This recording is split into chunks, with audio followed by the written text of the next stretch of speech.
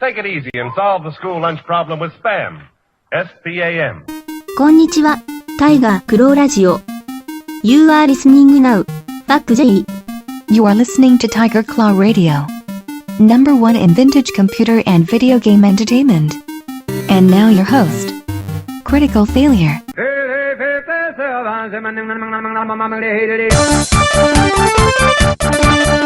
Yes, welcome everyone. Welcome to Tiger Claw Radio. This is episode, is it 232?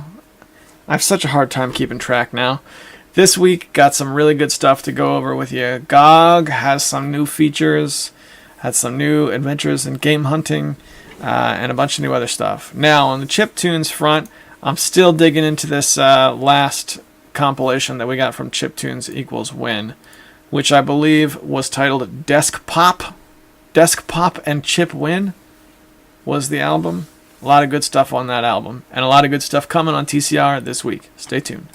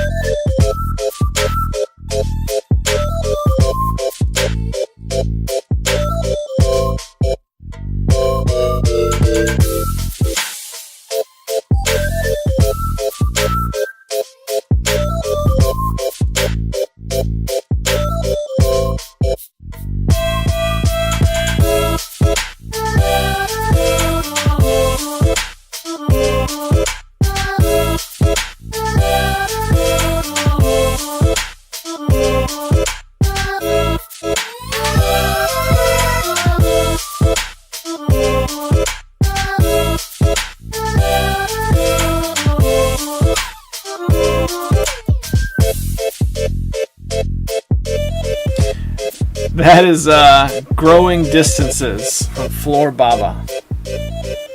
What a track. What an awesome track. Quite a long fade out though. There we go. I think we're done now. Alright, boys and girls. You know what it is. It's TCR. A lot of stuff to go over this week. First thing I want to do is I want to turn the clock back, and I want to make sure and do that quick and get back into the van, do the Vancast, because I honestly can't remember what I went over in those early days. Not a ton of Vancasting this week. I think I got a couple of recordings, but in total, minute for minute, not very much. So for now, let's go back to Monday and kind of go back in time a little bit. Let's talk some video games. And this because it's not on Monday. It goes back even further than that. Anyways, let's go to the Vancast.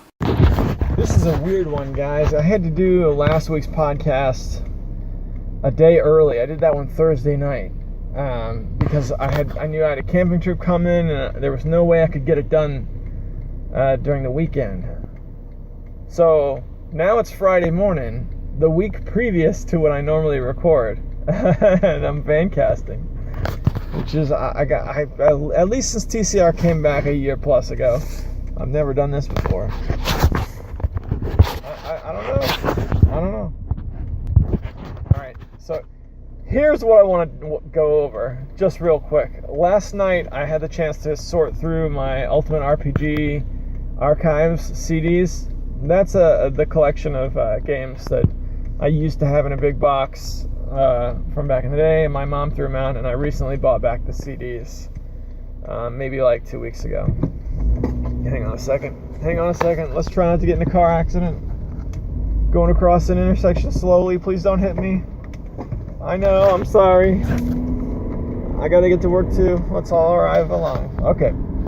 So I got those CDs out. And I started going through them.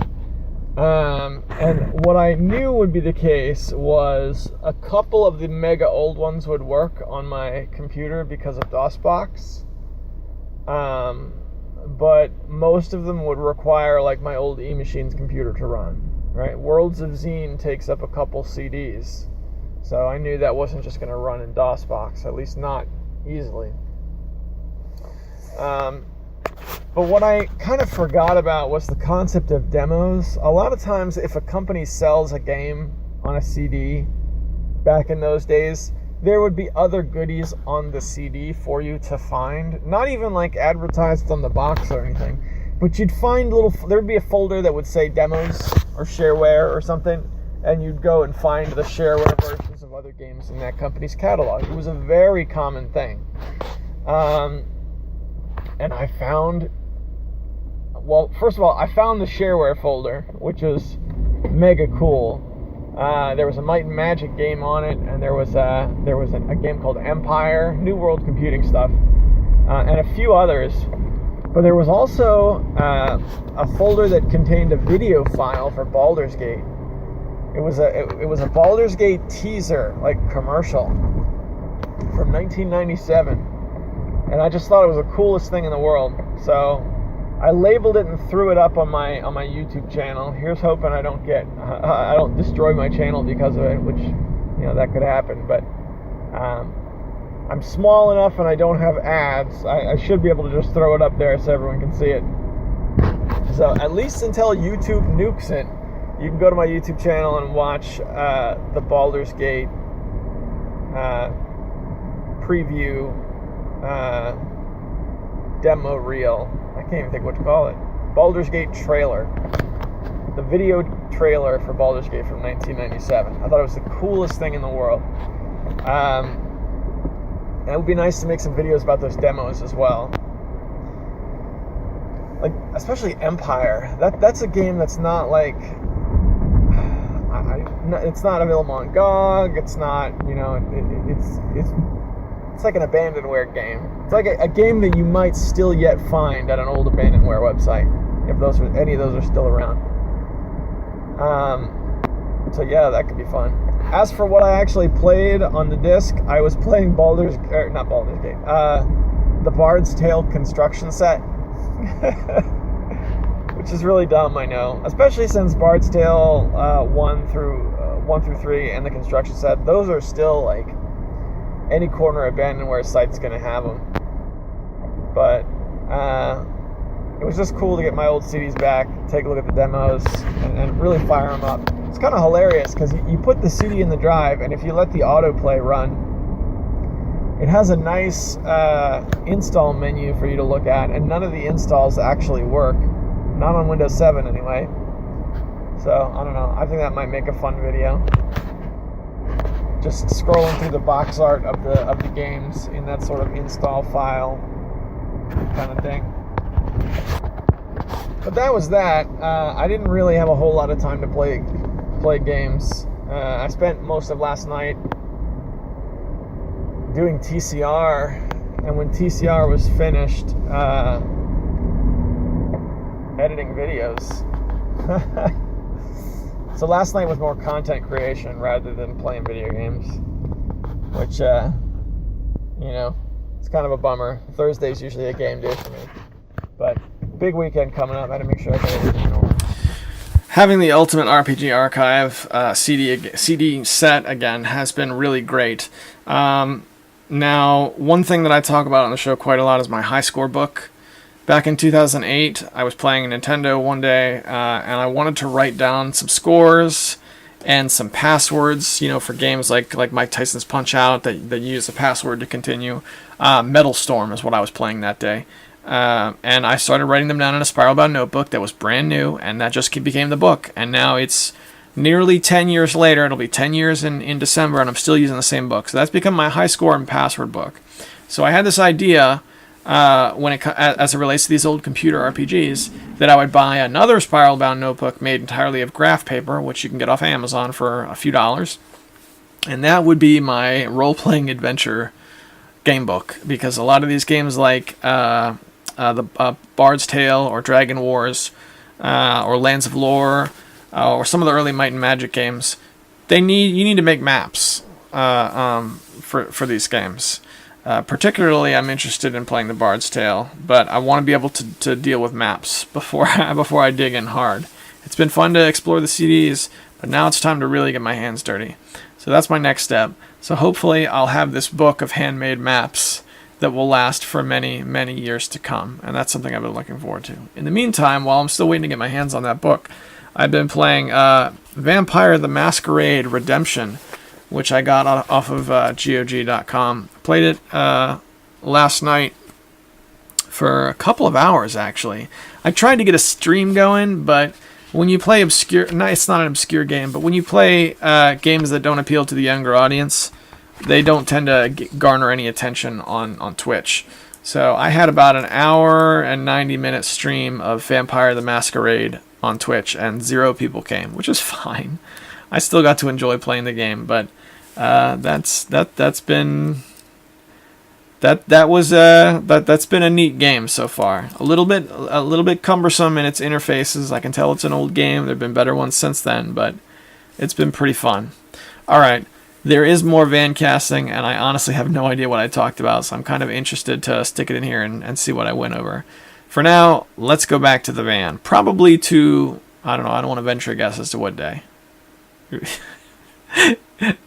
Debating in my head if I should play a chiptune or not, but we're only 12 minutes in, so I don't think it's time for another chiptune just yet. Back to the van it is. Oh boy, what is it, Wednesday morning? Wednesday morning Vancast. Alright, give me a second, I'm pulling out here. Let me back up nice and safely. Turn that radio off so I don't get any content IDs on my YouTubins. Alright, we'll put a little bit of a defroster on this morning, not too bad. Just enough to get that windshield neutralized.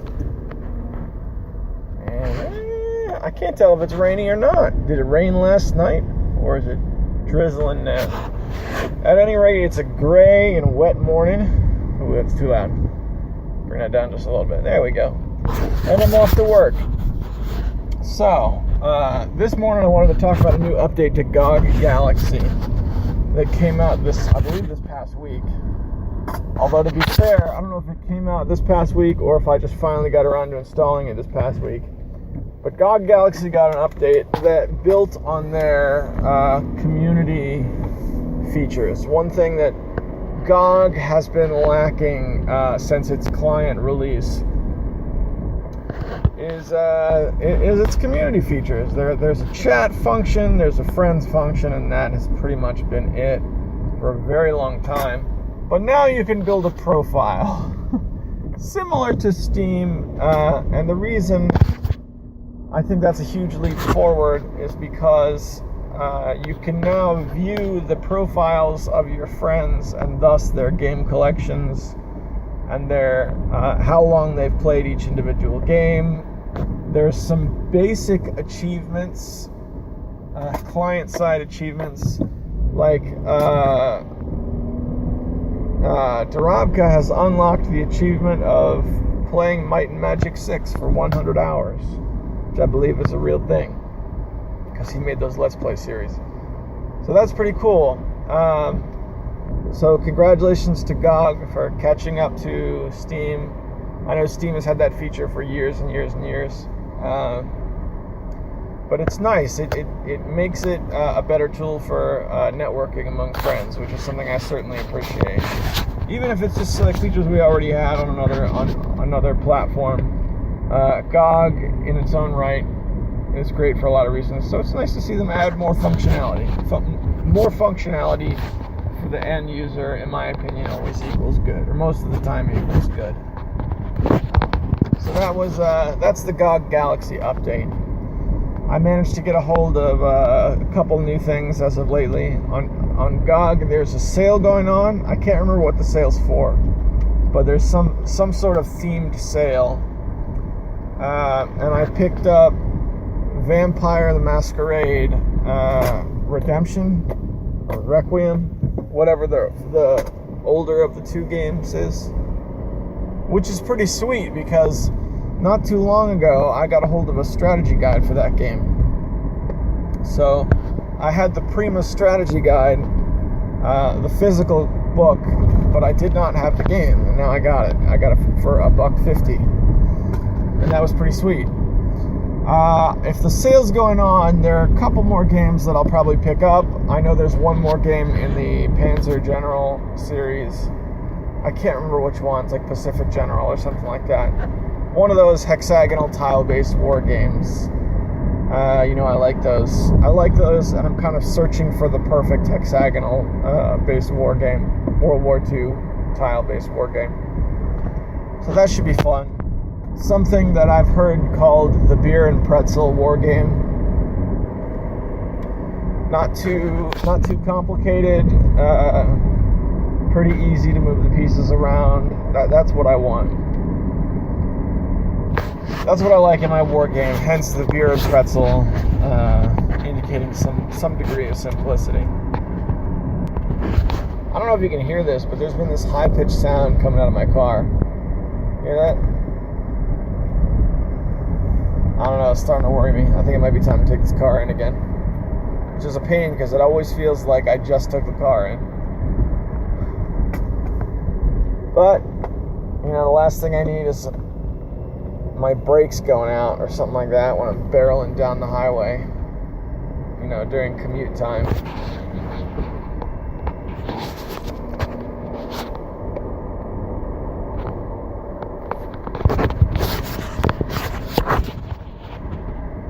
Still going? I tried to hit the pause button there. I think I might have missed it. Oh well. So adding on to the Atari theme for the past couple weeks, I picked up a game called Moon Patrol, a Spectravision game for the Atari 2600. Moon Patrol. And it's, I unboxed it this morning. It looks like it was like an estate sale or something. Clearly whoever sent it is not somebody who typically sends video games through the mail because it was entombed in wrapping materials. Well, I recorded a video. You'll see it soon enough. So that was pretty cool. I'm looking forward to getting home today to try it out. I don't know, man. It looks cool. I know better when I'm ordering Atari games than to blindly order an Atari game. Because with Atari, I know how bad the bad games can get. And they can get pretty bad. I mean, just to be honest. The fun Atari games are fun, you use a lot of imagination. But the Atari games that just don't make sense are pretty heartbreaking. I know I've told this story before, but Atari Football, which I got from Rob, aka Maximum RD. He sent me that along with a couple other games. God bless him. I played Atari Football like 3 years ago or so, and it was so bad, it just knocked out my entire interest in the entire system. I just threw my hands up with all of Atari for a few years because it was so bad.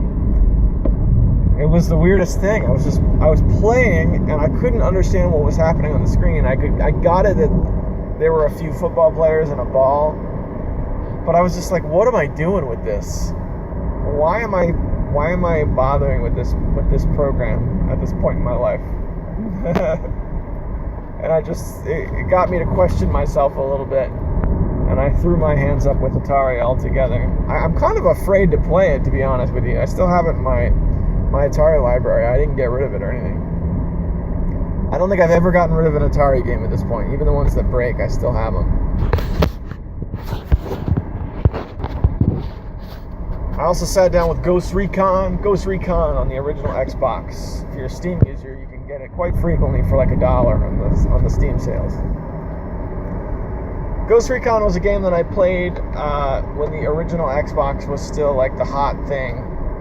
And I bought my modded Xbox I can't remember how I got a hold of it. I think it might have been in a pawn shop or something. But we had Ghost Recon, and we had Halo, the original Halo. I don't think Halo 2 had come out yet, and a couple others. So Ghost Recon was one that was like in the rotation between me and my roommate and his friends. It would get brought out and played in split screen quite a lot. And I put it in, and I just got demolished. I got demolished playing the single player campaign. You know, it's you got 6 people split up into 2 squads, and you're trying to like take control of this hilly forest and field type area. I couldn't see any of the enemies before they saw me, so I would just slowly walk along looking at the landscape, trying to find the enemies, and then my squad mates would just start popping rounds off, and then I'd get the radio signal, enemy down, we got him. You got him? Who'd you get? Got who? Did you get me? I'm just standing here doing nothing. Doing absolutely nothing on the Microsoft Xbox. Good job, Tom Clancy's Ghost Recon. It's weird. I remember it being way better than that, so I'm not ready to give up on it yet. Especially considering I got like 4 of these games recently. Ghost Recon was one where it had expansions to it, but they released them as individual games. So there's like Ghost Recon, but then there's also Ghost Recon Island Thunder, which is essentially just like an expansion campaign. There was another one too that was set in the desert. But I can't think of what it's called. I don't think I have that one. So I'm gonna give that another try. I'm not ready to give up on it yet. We'll see if that breaks my spirit quite like Atari football did. Okay, so what then would I play if I were to be absolved of all responsibilities for a few hours, and I went home right now, took off my tie, put down my work things, sat on the carpet in my office in front of my little TV?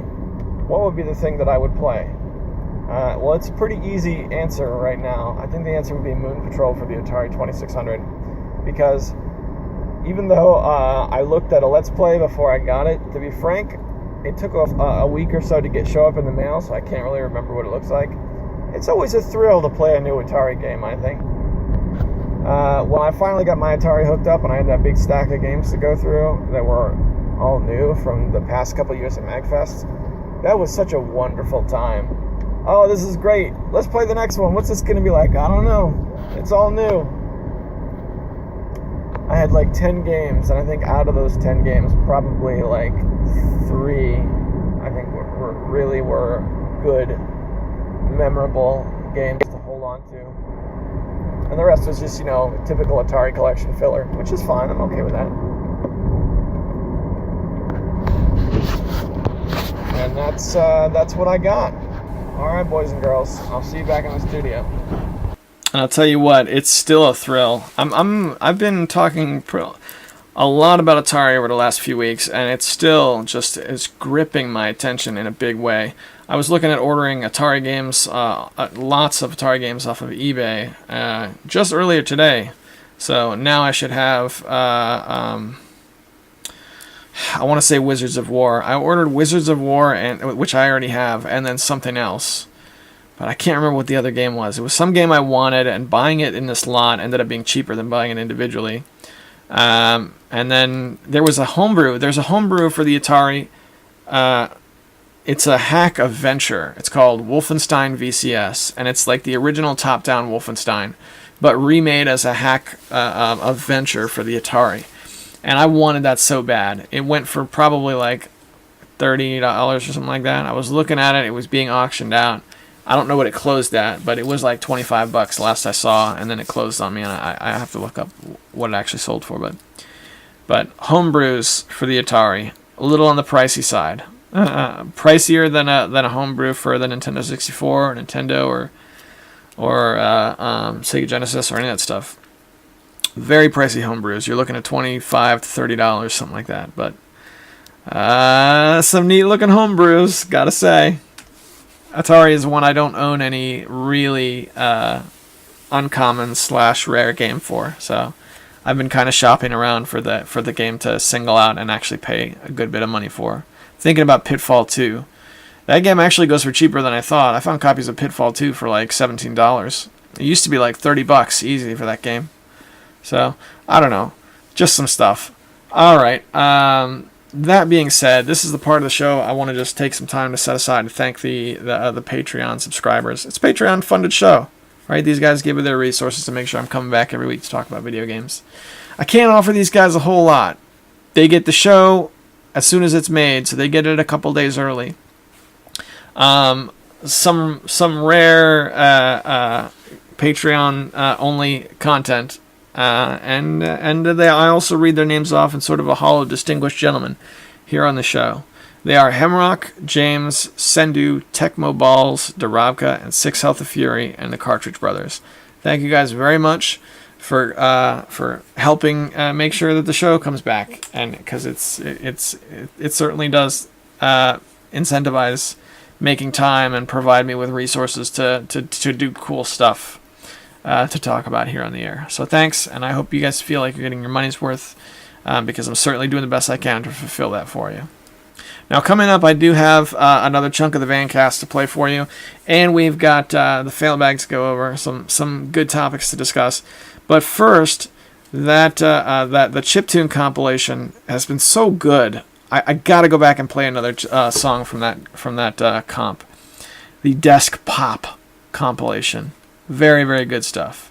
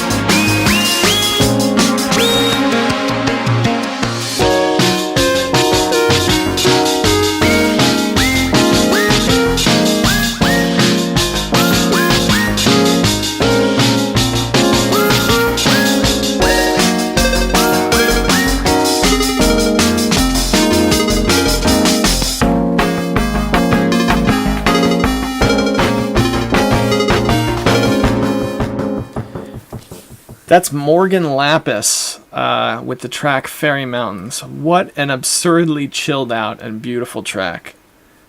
It's just top notch. Absolutely top notch. Alright, boys and girls, you know what it is. Let's go back to the van one more time for the week. You guys ready? Let's do it. Alright, actually, getting ready to play this bit here.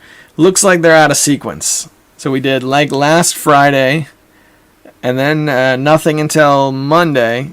The first one was from last Friday. Then nothing until the following Wednesday. This is actually from the Monday, so this came out between the first and second Vancast. I don't know, whatever. It's me talking about video games in the van. A little out of sequence this week, but that's okay. I think it fits. I think the better stuff is yet to come. Good morning, everybody. It's Monday. It's the Vancast, and it's cold.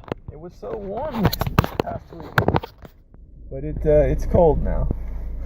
All right. I feel like I'm treading on dangerous territory to talk about Quake. I feel like my audience is not the audience for it, but I will say that there is a new map pack that was released for Quake called DM4 Jam. All right, DM4, if you've ever played it, is one of the stock deathmatch maps entitled The Bad Place, and it's a classic. If you've ever played Deathmatch Classic, the Half-Life 1 game with deathmatch maps from Quake remade in it, it's one of the ones that made it into that game as well. It's an old classic map that everybody's played those games has probably been on at one point or another. So, the idea was, there was a community-driven map pack of single-player maps based around the concepts of DM4. And it's about 63 megabytes, and it has just been a joy to play. Especially since the last huge map pack I got for Quake was insanely hard. This one's a little bit more scalable. It's very hard if you play on hard, otherwise it's, not as bad. So that's been cool. That has a level from Doom 2 remade in it as well. So, DM4 Jam. I'm probably going to write an article about that on TigerClawTV.com, just so you can see some pictures, see some videos. Check it out. It's just one of those things that makes Quake still a great game to own. Just the fact that there's still amazing content coming out for it. Brand new experience. Also, Arcane Dimensions, which was the last huge map pack that I got, and also still the most popular. Arcane Dimensions is still the single most popular Doom pack right now. I noticed that had a more recent version. I think my version was version 42, and I think it's like version 50 or something is out now. So I said, okay, well, let's just grab the new version and see what happens. And I gotta say, they did a great job. They added a new menu screen when you load it up. It's got its own special title screen and menu and all that stuff. And then also in the hub world, so the way these map packs work is they have a little hub world, and each corridor will take you to any given level. So it's basically like the first-person shooter equivalent of Super Mario Bros. 3, where you've got a map screen and then you've got the actual levels. So in the map screen, there is a portal that takes you to an entirely new map screen that's just stuff from the update. So we're not talking about little nips and tucks here. We're talking about something that has grown in size considerably by at least 5 levels. So that was cool, and that's all I got to say about Quake, because I know some of you guys out there are going to tune out. It's still an amazing game. So I spent last night playing Quake, and it was great. I also played some Twinkle Tail. Twinkle Tail being the... I'm weary about using the word obscure, but that's how it feels to me. It feels like an obscure shooter on the Genesis. Now, it might be well known amongst other circles, but I had never heard of this game before. I recently opened it up off of AliExpress. I tested it a little bit, but yesterday was really the first time I was able to sit down with it and really dig in deep. It has really an unexpected Dungeons and Dragons sort of vibe to it. It's like a top-down shooter, but the ship in a traditional space shooter has been replaced with a wizard. A wizard walking around top-down shooting monsters, but mechanically it feels a lot like an old-style shmup. So that's cool, man. The Genesis has always been, not always been, but for the past many years or so, the Genesis has been the pinnacle of creative game design, at least of its day. So this was a really creative game that I really enjoyed checking out. Now, to be fair, the difficulty was bone crushing. I didn't get very far in it, but we'll see. That might change in the future. But when I turn on my Genesis right now, Twinkle Tail is what's sitting in it. So, we're going to keep this Vancast short because it's only Monday and I got a long week ahead of me. But a couple things. If I were back in my place right now, what would I be playing? What would I be playing if all my many responsibilities were just suddenly absolved for a short period of time? Well, I'll tell you what I'd do. I would reinstall Civilization 2 because I've had some brief talks about getting a play-by-email game going again amongst Hemrock and Dorabka. I don't know if Dorabka's in or not, but I'm definitely going to get a play-by-email game going again, which was great because we did that 4 years ago or so. And we didn't resolve the game. We didn't play it till the end, but it was a lot of fun while it was happening. It's always awesome in a play-by-email game when it finally shows up in your email box and you get to do your turn and send it off. That's a good feeling. It's something I would like to experience again. So we have not yet started that game this go round. So I think what I would do is get out my copy of Civilization 2. Get it installed and make sure I could open it and make sure everything worked, and then I would make that happen. I've been playing a little bit of Civilization recently, but it hasn't been Civ 2. It's been free Civ. It's the first time I ever played a legit game where I sat down with free Civ and checked it out. And free Civ is a little bit on the clunky side. I don't like the word clunky because I feel like it's a catch-all for when you don't know how to express yourself in games.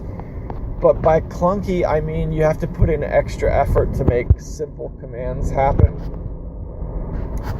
So I guess the word I'm looking for is unintuitive. But I'm willing to roll with it because sometimes I think if you have a game that's good enough and the design is unintuitive, eventually you can overcome the unintuitive design and it becomes natural. That's what I'm hoping is the case. Because free Civ, I've got a nice portable installation of that. So I have it on a USB thumb drive, and I can run the entire thing from my thumb drive, and it's pretty awesome. Also, something I noticed about free Civ when I was setting up my game was that you can choose whether or not you want the game board to be hexagonal or isometric squares or diamonds. I have it set up to mirror Civ 2, so I'm using the squares. But it's awesome that hexes are an option because later iterations of the game definitely went with hex. And that's the Vancast for Monday. I'll see you guys back in the studio. I never did get Civ 2 reinstalled. I really want to do this play-by-email thing. That's something I really want to make happen. But if you don't own Civ 2, free Civ is still an awesome game. It really is. It's awesome, and of course it's free, so it's out there. You can go grab yourself a copy. So now's the time where I typically shift gears and go into the fail bag. But before I do that, I just want to point out that the website, tigerclawtv.com, which is forward to my blog, I've done some work on it, and it's much better now. I have the Podomatic feed on the right-hand side. So you log into my website. You don't log in. You just come visit. There's a little player on the right side of the page that'll play what's in the Podomatic account. So you can stream the latest Tiger Claw Radio right off the site while you're taking a look at what the last few posts are. So that, and then every day just about, I've been able to post some sort of video that I have seen out from the community that I want to shine a light on. Lots of really cool stuff going on out there. Lots of small channels, bigger than me, but maybe channels that don't get the shine that they deserve on YouTube. So pretty much just anything I'm watching that I think is worth someone else watching is going to go up on that site. So I've been able to keep things active that way. So head on over to tigerclawtv.com if you got some spare time. You can listen to TCR. You can check things out. I don't have any sort of forum solution yet. I'm kind of trying to hold off until Sendu can get his page off the ground, and then maybe I can get in on those forums, and that's what the forum link will do. But we'll see. At any rate, come on down and join us.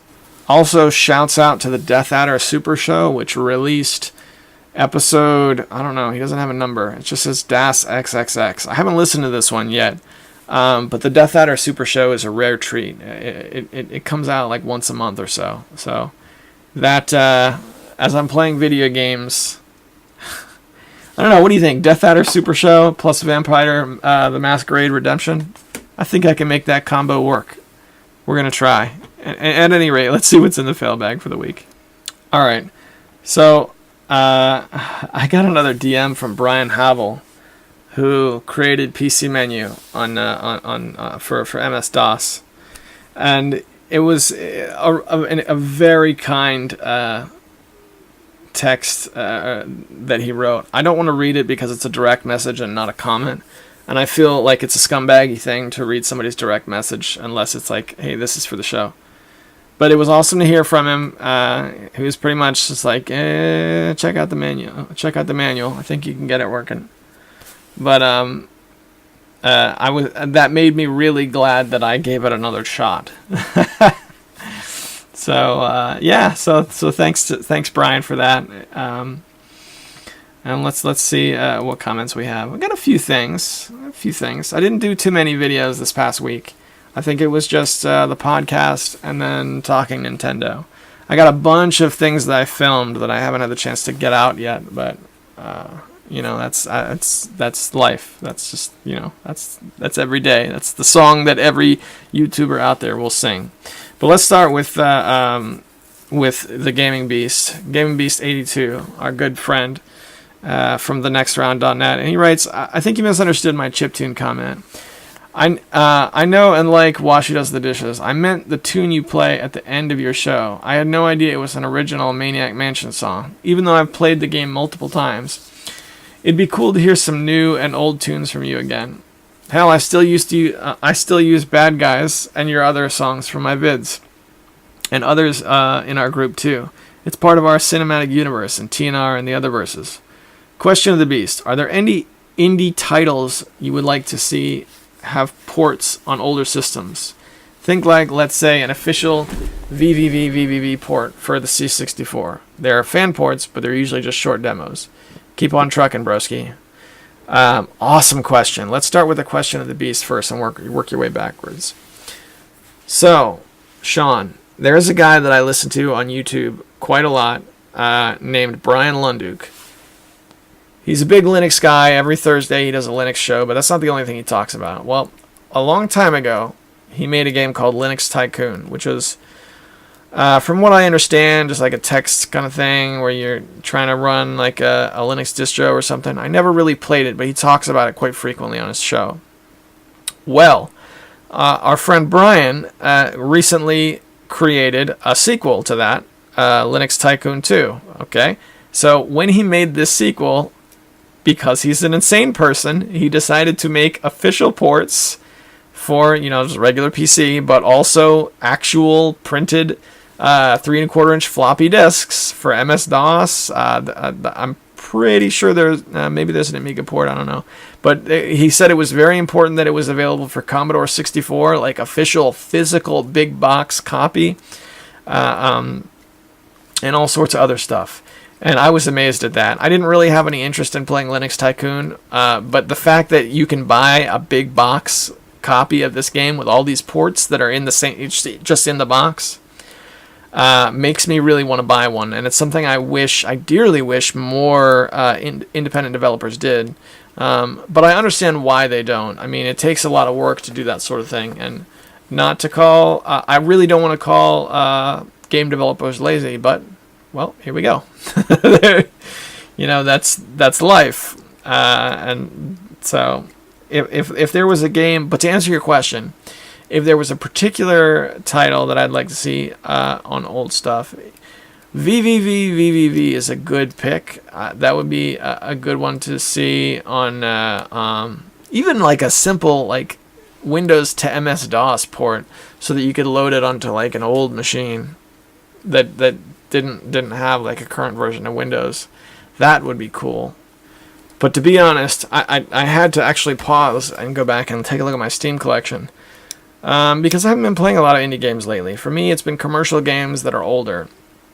So my pick right now would be VVV for C64 and MS-DOS. I don't think you're going to pick a better game to show up on a C64 than that. Because that is so much the old school video game where you can see where the graphics are limited, but what they represent is so beautiful. If I were to pick another game, I would say maybe some of the point-and-click adventure games from Wadjet Eye Studios. Maybe the original Blackwell Legacy with just text windows with the voice acting stripped out. Yeah, you know, like with old Sierra pop-up text, right? Could you see playing Blackwell Legacy on an Amiga? I think that would be sweet. I think that would be a perfect fit, actually. Man, that would be a perfect fit. I really want to kind of make that happen now, but such is life.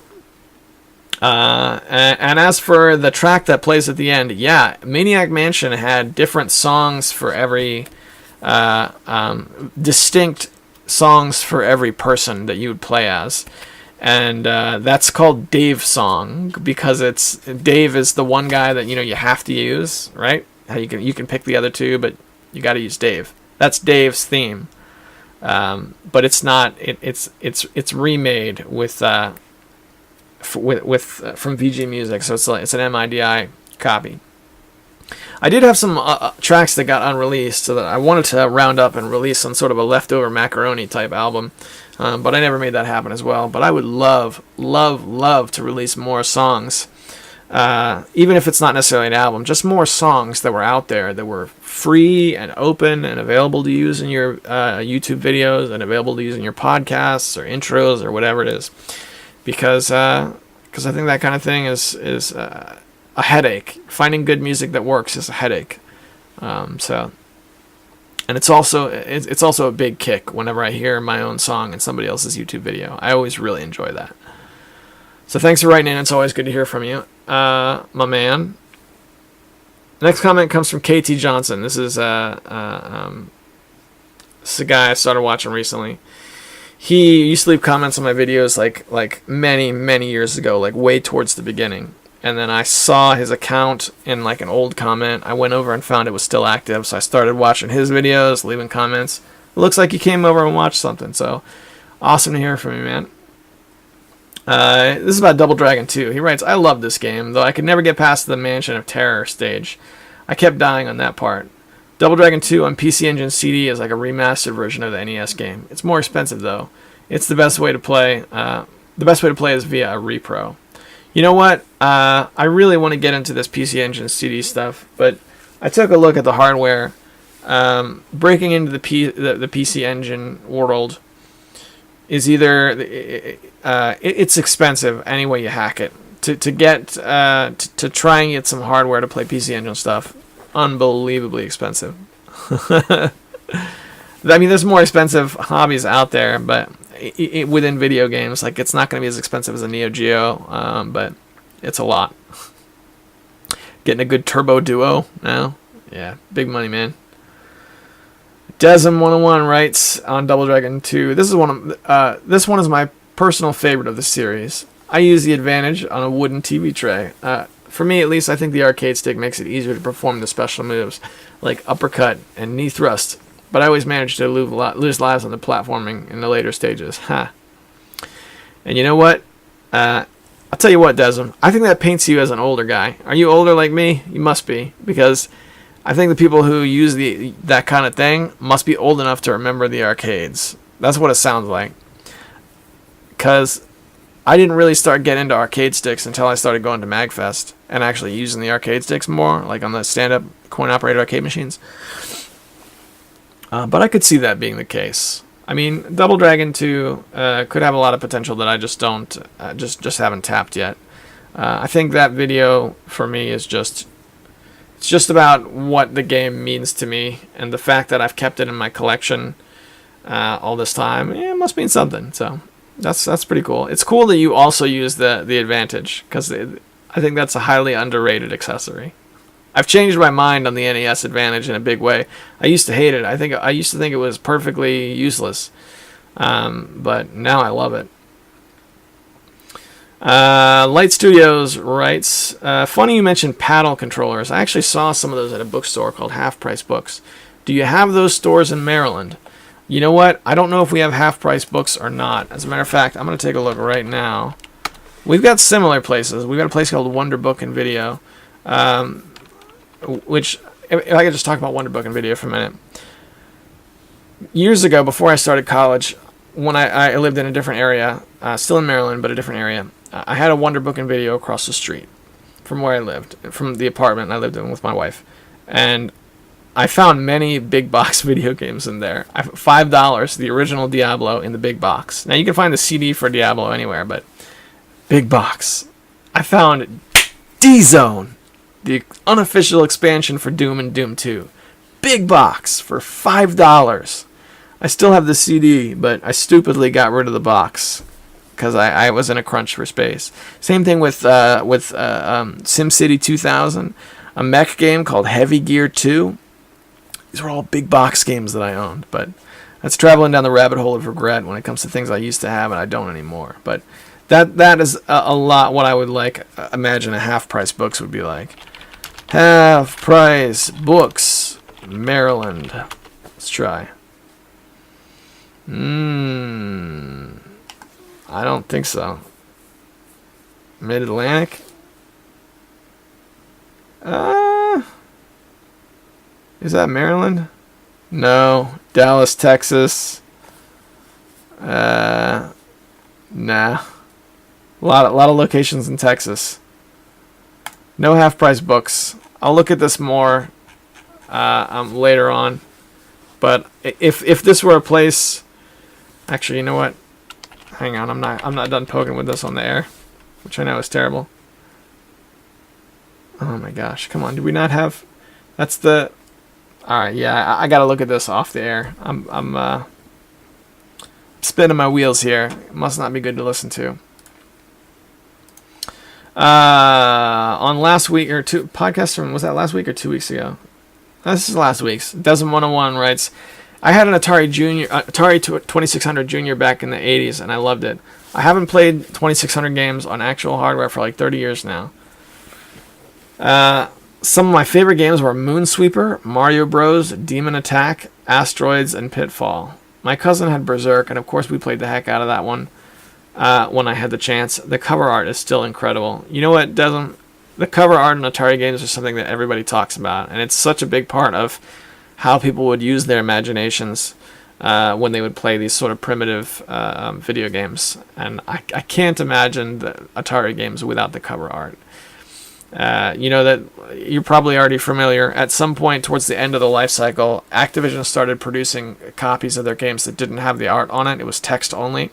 They're the blue ones, the blue Activision cartridges that just say the name.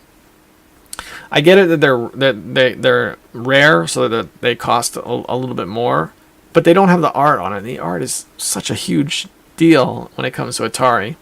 It's much like if you're going to buy The Legend of Zelda for the regular NES.